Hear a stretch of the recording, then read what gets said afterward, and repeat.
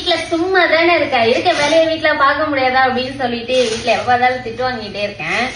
இருந்தாலும் ஒரு சின்ன வேலை தானே சொல்லிட்டு நம்ம சின்ன வேலையை பார்த்துட்டு இருக்கோம். அதுக்கு முன்னாடி ஆண்கள் பாவமா பெண்கள் பாவமா, ஆண்கள் உடல் ரீதியாவா இருக்கட்டும் இல்ல மனசு ரீதியாவா இருக்கட்டும், ஆண்கள் அதிகம் கஷ்டப்படுறாங்களா பெண்கள் அதிகம் கஷ்டப்படுறாங்களான்னு கேட்டாங்க.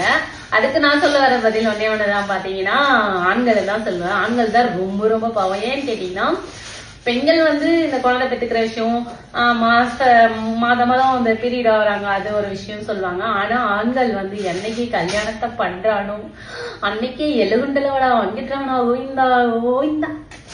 உண்மையே சொல்லணும்னா பாவம். கல்யாணம் ஆகாத வரைக்கும் ஜாலியா என்ஜாயா சுத்திட்டு வீட்டுல சோறு போட கேட்டா கூட சோறு போட்டு தர அம்மா அப்பா இருக்காங்க. ஆனா கல்யாணத்துக்கு அப்புறம் கைப்பட்டாலும் குத்தம் கால் பட்டாலும் குத்தம் அப்படின்ற மாதிரி சண்டை வந்துகிட்டே இருக்கும். எதை சொல்ல போனாலும் பொண்டாட்டி சொல்லிட்டாளா அப்படி சொல்லுவாங்க. இந்தாண்ட படம் உங்க அம்மா சொல்லி கொடுத்துட்டாங்களா சொல்லுவாங்க.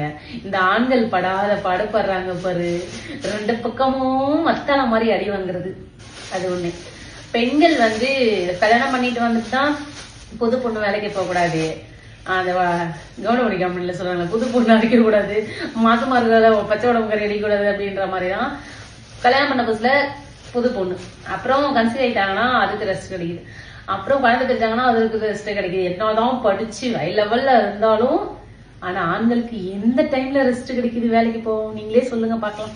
கல்யாணத்துக்கு 2 நாள் தான் லீவ் கொடுப்பானுங்க.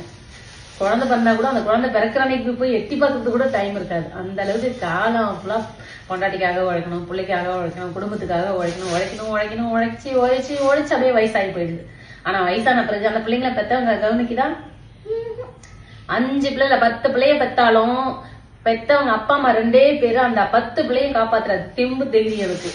ஆனா அதே 5 பிள்ளைங்க ஒரு அப்பா அம்மாவை பார்த்துக்க ஒரு வேளை சோறு போடுறதுக்கு யோசிக்கிறாங்க.